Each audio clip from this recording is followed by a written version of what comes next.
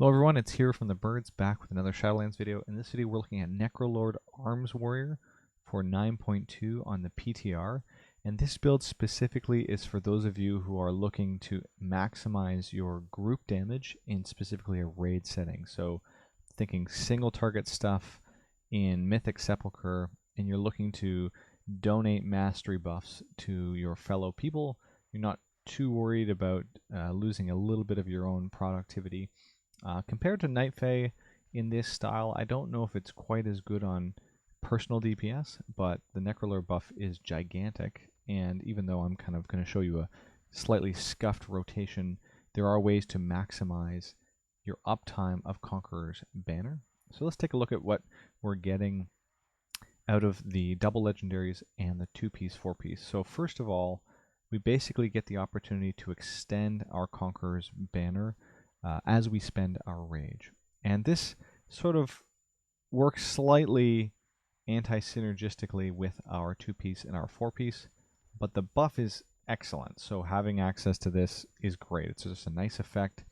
It's only for you. It doesn't extend it for anyone else who's receiving the banner buff, but getting a bunch of mastery and that proccing with our deep wounds is kind of handy, meaning you can open on a boss, you can press your banner, and then you can Colossus Smash, or I guess Mortal Strike if you're in the middle of a fight, and for the duration of that deep wounds, it will retain whatever your mastery level is at. So it technically snapshots your mastery when you put the deep wounds effect on. So a huge boost in mastery comes in from Conqueror's banner. You apply deep wounds. For that deep wounds duration, you will have access to a little bit more of a mastery boost. It's not something that we can really play around, but it's just technically how it works in the game code, so I thought I'd mention it. We're going to take a look at using Enduring, because it's sort of the best single target approach and cleave approach for us. More Colossus Smash uptime is going to synergize nicely with our 2-piece and 4-piece, giving us a strength bonus, which we're technically getting if we're playing as a Necrolord. Conqueror's banner giving us strength as a conduit, though it's not a gigantic increase overall. It's still one of the better conduits to make use of. And here Tactician proccing more often while Colossus Smash is on as a debuff is excellent. I said it was slightly synergistic with the Glory legendary because in the window when you're getting Overpower procs, you're not spending rage to extend Glory. So there's a kind of limited window to try to extend it. And if you lean towards pressing Mortal Strikes, Executes, Rend, or Slam, you will overcap your overpowers, because during Colossus Smash, every one of those abilities is basically almost guaranteed to give you an overpower charge. So keep that in mind. There might be a few ways to build this that are slightly different from the talents I have going, but this is just a standard setup for single target that we are looking at going forward. On the conduit side and Soulbinds, Marilith technically is simming ahead. Again, we're using Veteran's Repute, Mortal Combo, Crash the Ramparts. Plaguey's okay, but it's not really as good as any of the other options. Obviously, Many with Strength is not horrible either, but I think technically Bonesmith Hyrmir with his Marrow Gemstone and Forgeborn Reveries is also probably on par with Marilith overall. So one of these options is good, but these are the basic Soulbinds that you're looking at. Now let's head over to the gameplay so you can kind of see what I'm looking at. Obviously, if you're playing Marilith, you want to make sure you Fleshcraft to get the mastery bonus before you go in. We're going to charge, proc, Avatar and Banner, and then we're going to crash to get that nice meaty debuff on, and then just do our rotation. Again, what we're looking to do here is keep one charge of Overpower rolling so that when we proc it during Colossus Smash, we don't overcap our Overpower charges. And then other than that, we're just trying to make it, keep our rage managed well.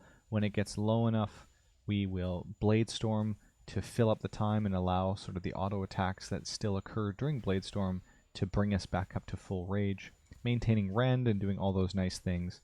Just a note for those of you who are slightly newer to Arms Warrior, one of the things you can do is get yourself a swing timer.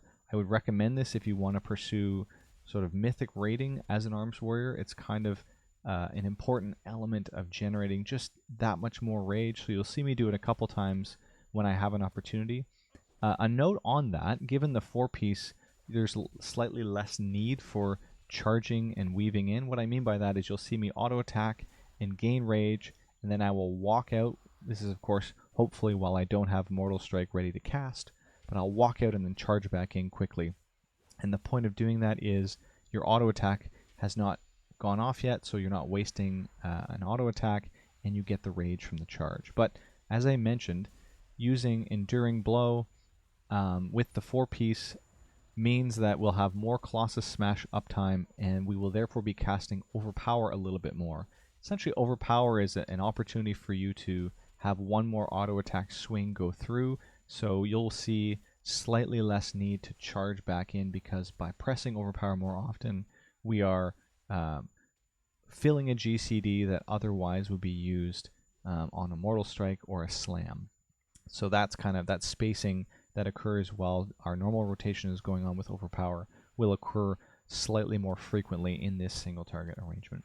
It's also quite good at cleave, but I don't think the damage side really is up to Night Fae if you're thinking just about single target.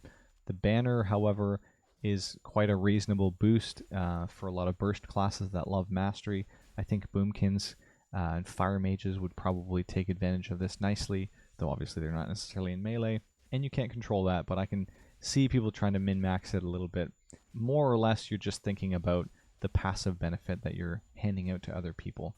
In any case, I wanted to make this video because there will be a lot of people who are looking at Necrolord in the single target arena for arms coming up in 9.2, and I wanted to give a basic demonstration of what's going on for this class. It's still fun to play, and if you like the banner, have a blast, get out there and enjoy. Thanks very much for watching, guys. We'll catch you again next time.